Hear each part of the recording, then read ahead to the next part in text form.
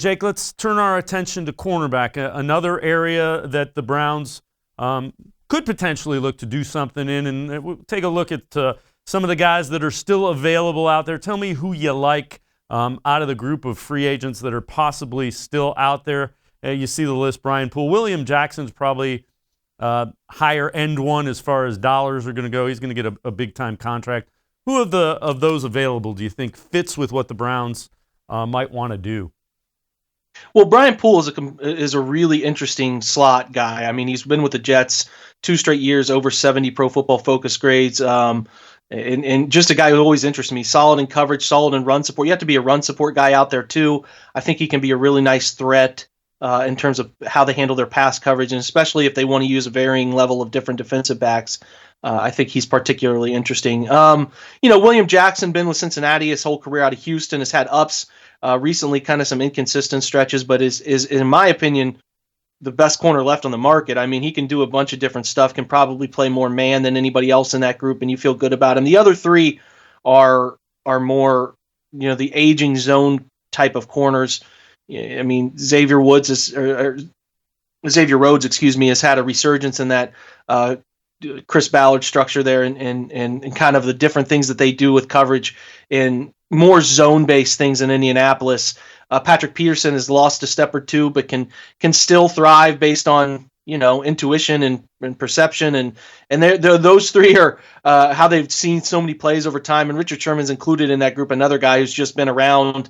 He's been around for so long; they've seen so many things. They've clearly lost a step, but if you put them in the right maybe field situations where they're not close to throws and longer developing routes, those guys can be effective players. And they just use instincts, and it just depends how much zone they want to play. If they want to mix it up this year and play more man-to-man coverage, it's probably not the best route to go. They'd probably be better served with what's on the roster and adding a couple different pieces like Brian Poole there for the right price interests me more than anybody else. But if they do want to bring in a veteran, a guy like Patrick Peterson who has a heavy LSU connection, maybe that's a route that they do go. I'm not entirely sure. There's just, with this stuff, it's the flavor of the week, right? Like you pick which guy plays the type of defense you want to play best, and sometimes we don't always know what Joe Woods wants to do because the group around him or he was with last year was just such a mixed bag, so it's hard to really get a feel for what he wanted to do. So I would be a little surprised if they brought in a veteran player like that of the 32 and above group there, but they certainly could, because there's advantages to the leadership and the cerebral approach and how they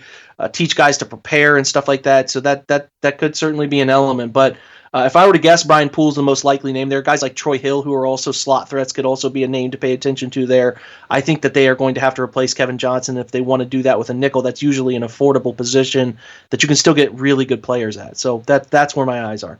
Do you think they are more likely to address cornerback in the draft as opposed to through free agency? You've seen, and they still have plenty of money to spend. Don't get me wrong, it's not that, but it certainly seems like they're, Greedy Williams, by all accounts, is going to be back on the field. You can't really count on him, but does that give him the ability to draft a younger guy, if you will?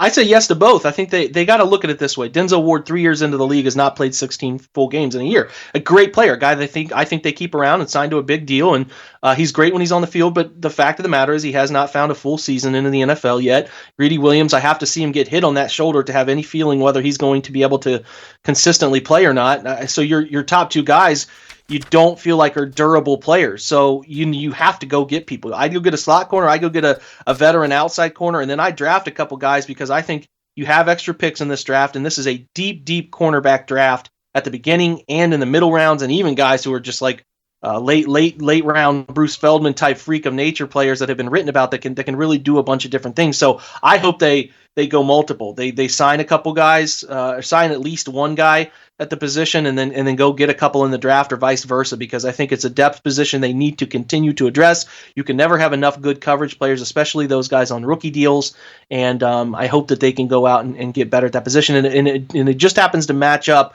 with being a position that is pretty deep in the upcoming draft.